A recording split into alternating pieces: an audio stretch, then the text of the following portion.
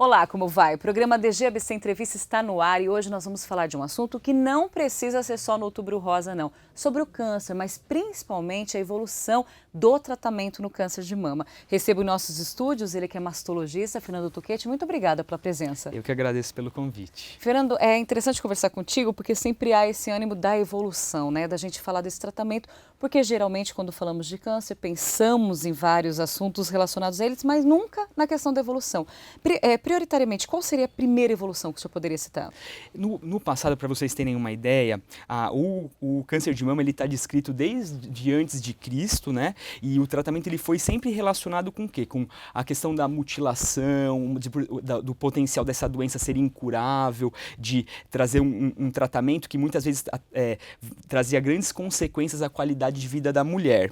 Então, por muito tempo, se utilizou técnicas muito mutilantes, cirurgias muito extensas, até por conta de ser considerado uma doença de um potencial incurável, e essas cirurgias mutilantes também tinham resultados não satisfatórios. Então isso acabou trazendo por muito tempo, primeiro, má qualidade de vida para as pacientes tratadas e uma baixa taxa de cura. Com a evolução dos tratamentos, tanto cirúrgicos quanto dos tratamentos complementares, que basicamente são a quimioterapia, a hormonioterapia e a radioterapia, esses tratamentos eles foram evoluindo e assim, junto com isso, o tratamento cirúrgico também acabou tendo essa evolução. Então a gente observou que essas pacientes, não existe uma regra para tratar, não é toda paciente que tem uma doença mamária que tem que ser submetida a uma mastectomia. Então no passado, o tratamento padrão era a mastectomia, a retirada da mama toda, e também incluía todos os linfonodos, né, da região da axila, né, juntamente com a musculatura peitoral. Então acabava trazendo um grande desequilíbrio para a paciente, uma mutilação, na verdade, com taxas de cura ainda também bastante inaceitáveis, né? Então, com essa evolução, a gente começou a perceber que não são todas as pacientes que vão necessitar de um tratamento tão agressivo. Então, pacientes que têm uma baixa carga tumoral, ou seja, uma lesão que seja pequena, ela pode ser submetida a uma cirurgia conservadora. O que é uma cirurgia conservadora? A gente remover aquela lesão em que apareceu na mama com margens de segurança. O restante da mama, que é o tecido sadio, ele pode sim ser preservado e que no passado isso não era possível.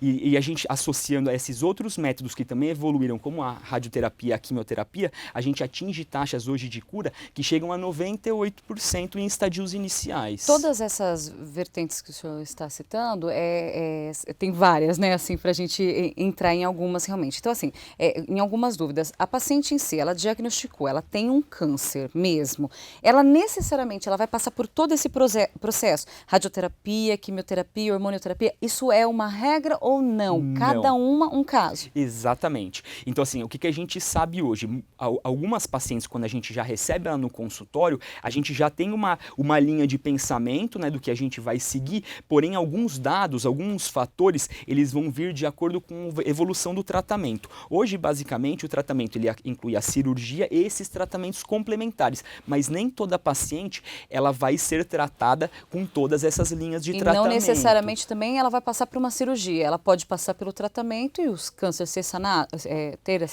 ou não? Ele necessariamente terá de ter a cirurgia? Habitualmente hoje, a doença que ela é curável, ela vai ser submetida sim a uma cirurgia. Hoje o que a gente tem também, que acaba sendo até um pouco de novidade, eventualmente a gente começar o tratamento por quimioterapia, né, principalmente quando eu tenho uma lesão um pouco maior da mama, né, ou uma doença que já tem um acometimento de linfonodos axilares, com intenção de reduzir essa lesão e daí eu possibilitar uma cirurgia menor para ela. Então assim, existem diversas linhas de tratamento, inclusive sequências de tratamento diferentes. Então hoje o tratamento, isso é também uma evolução que aconteceu importante, cada paciente ela é tratada individualmente. Eu não posso comparar uma paciente com uma outra, mesmo que as doenças sejam muito semelhantes, até porque o organismo dessa paciente é muito diferente. A mama de uma paciente ela vai ser diferente da mama de outra paciente. Então, às vezes, uma pessoa que vai ter um tipo de tumor, ela vai receber um tratamento diferente de uma outra que tem uma doença muito semelhante. Entendi. Então, hoje o tratamento ele é muito individualizado. Perfeito, até questão de hormonioterapia também, né? Cada uma tem os seus Exatamente. hormônios e tudo mais. Quando o senhor me fala da questão da possibilidade da preservação dos tecidos sadios da mama, ainda haveria reconstrução? Exatamente.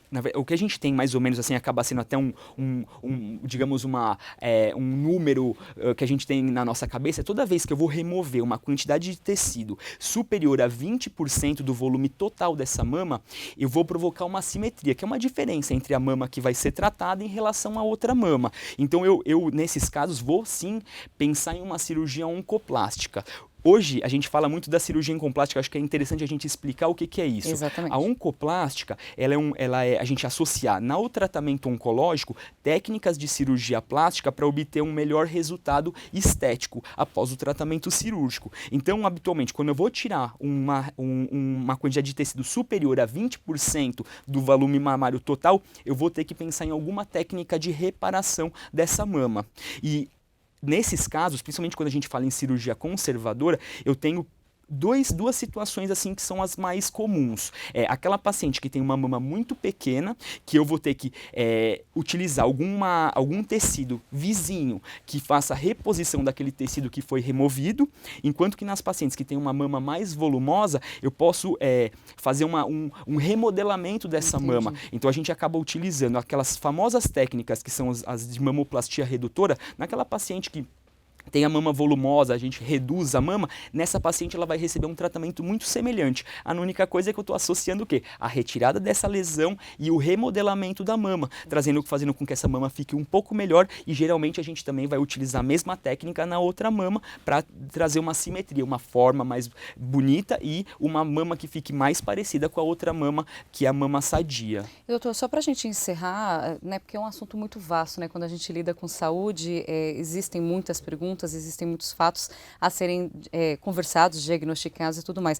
Mas, por exemplo, quando a gente fala de uma cirurgia de plástica mesmo, né, em cima dessa reconstrução mamária citada pelo senhor, a segurança desse procedimento, ela é viável? Porque quando a gente fala de cirurgia plástica sem ter uma grave doença, né, ela já é complicada, porque tem um exame de sangue, como você está, tudo. Geralmente essa paciente ela já está um pouco debilitada e ela ainda vai passar por um outro processo. Isso dá para dar o prosseguimento no tratamento? Como seria essa avaliação?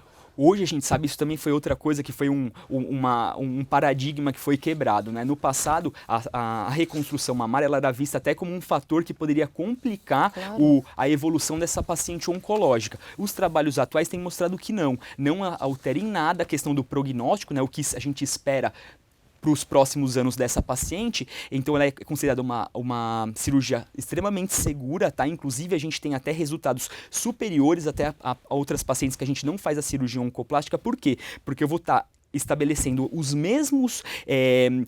as mesmas diretrizes que eu uso para tratar o câncer de mama numa paciente que não seria reconstruída. É a única coisa que eu estou associando também à técnica de cirurgia plástica. Então, as bases para o tratamento oncológico eles estão sendo seguidos da mesma forma, né? E a gente está conseguindo ainda remover uma quantidade, às vezes, de tecido até superior. Então, eu consigo, além de retirar áreas grandes de mama que onde tem a lesão com margem de segurança adequadas, eu estou utilizando essas técnicas para fazer o remodelamento. Então, me possibilita fazer, às vezes, até cirurgias até mais amplas do que seria feito se eu não fosse associar uma técnica de cirurgia plástica. E outra coisa que, às vezes, acaba tendo dúvidas das pacientes depois disso, eu vou continuar conseguindo a fazer os meus exames, mamografias, ultrassonografias? Sim, a gente sabe que com o tratamento, o segmento dessas pacientes, não há acompanhamento pós-tratamento, ele é exatamente igual ao que é feito numa paciente que não foi submetida a uma cirurgia oncoplástica, né? Então, ele sim é considerado hoje um tratamento seguro,